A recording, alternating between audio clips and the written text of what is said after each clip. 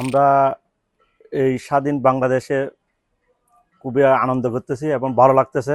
প্রবাস জীবনে আমাদের কয়েকটা দাবি আছে। দাবির মধ্যে প্রবাসীদের সম্মান এয়ারপোর্টে, এবং আমরা চিটাংয়ের জন্য একটা ফ্লাইট ছাড়ছি।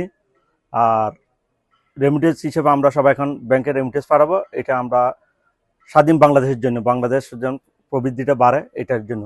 প্রবাসী হিসাবে আমাদের চাওয়া হলো যেমন এয়ারপোর্টে গেলে যাতে আমাদের সম্মান দেওয়া হয় এবং আমাদের কার্টন কাটাছিড়া করা এগুলি যাতে না হয়। আমাদের যে নতুন প্রধানমন্ত্রী হবে উনি যাতে এগুলি দেখে আমাদের প্রবাসীদের সব ধরনের সুযোগ সুবিধা দেয়, এটা আমরা কামনা করি।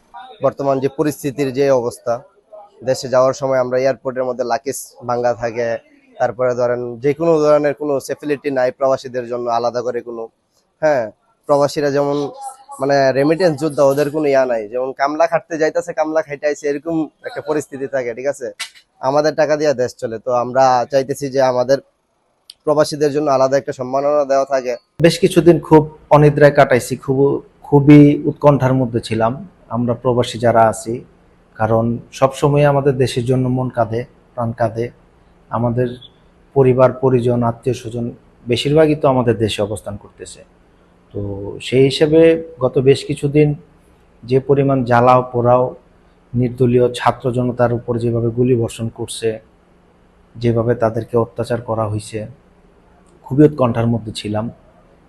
যাই হোক, 5ই আগস্ট আমরা নতুন স্বাধীনতা অর্জন করলাম, নতুন স্বাধীন বাংলাদেশ আসলো।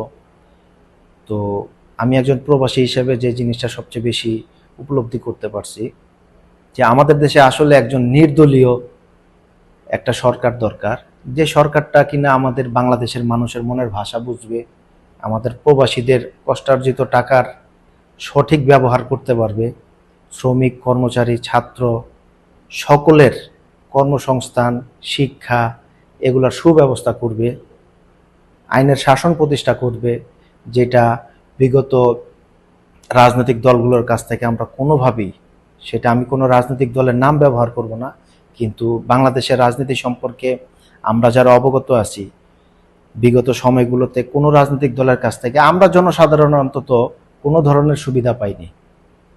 যে সরকারি থাকুক, যে সরকারি আসুক, তাদের কাছে আমি একজন প্রবাসী হিসাবে বলতে চাই যে আপনারা বাংলাদেশের সমস্ত প্রত্যেকটা সেক্টরকে এমনভাবে পর্যালোচনা করবেন, সাধারণ মানুষের চাওয়া পাওয়া কি সেটা আপনারা পুনর্বিবেচনায় এনে প্রশাসন থেকে ধরে সমস্ত জায়গাটাতে আপনারা একটা পরিবর্তন নিয়ে আসেন। আর সবচেয়ে বড় কথা হচ্ছে, আমরা ক্ষমতায় বসে যাওয়ার পরে আমরা আসলে বিগত সময়গুলোর কথা ভুলে যাই। তখন প্রত্যেকেই আমরা কি করি, নিজের পকেট ভারী করার প্রতিযোগিতায় নেমে যাই। তো আমি বর্তমান অন্তর্বর্তীকালীন সরকার যিনি আসছে তাদের প্রতি আমাদের জনসাধারণের প্রত্যাশাটা অনেক বেশি। তো আমি তার কাছেই করব, যেহেতু আমাদের গণতান্ত্রিক দেশ, গণতান্ত্রিক প্রক্রিয়ায় চলতে হবে, নির্দলীয় একটা নির্বাচনের ব্যবস্থা করবেন যত দ্রুততম সময়ে হোক। এর আগে বাংলাদেশের বিগত 15-16 দিনে যে ধরনের লুটপাট করা হয়েছে, যে ধরনের অগ্নিসংযোগ প্রতিষ্ঠান ভাঙচুর করা হয়েছে, এদেরকে পুনর্গঠনের ব্যবস্থা করুন। আগের 15 বছরের যে সরকার আমাদের উপর যে নির্যাতন করেছেন তাদের থেকে আজকে আমরা মুক্ত। এই জন্য ওদেরকে আমরা আন্তরিকভাবে শুভেচ্ছা এবং অভিনন্দন জানাচ্ছি।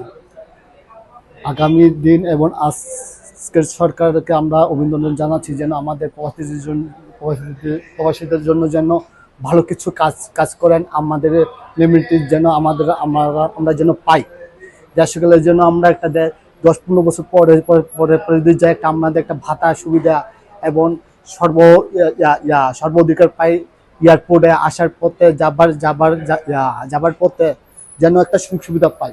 আমাদের সরকার যেন আমাদের দিকে একটু চোখ তুলে তাকায়, যেন আমরা একজন প্রবাসী অসহায়। কারণ দেশের বাইরে যখন আসি, বাবা মা ছেড়ে, সন্তান আত্মীয় স্বজন ছেড়ে আমরা প্রবাসীতে হাড় ভাঙা পরিশ্রম করে যেহেতু টাকা কেন কামাই না, নিজের খাবার টাকাটা আমরা পকেটে রাখি না, সম্পূর্ণ টাকা আমরা দেশে পাঠিয়ে দিই। সেই সুবাদিতে বলছি, আজকে আমাদের জন্য আমাদের সরকারের কাছে আবেদন যে আজকে আমাদের জন্য কিছুটা কিছু করুক। ছাত্র দলদের কাছে আমার আবেদন যে আমাদের জন্য কিছু না কিছু করুক।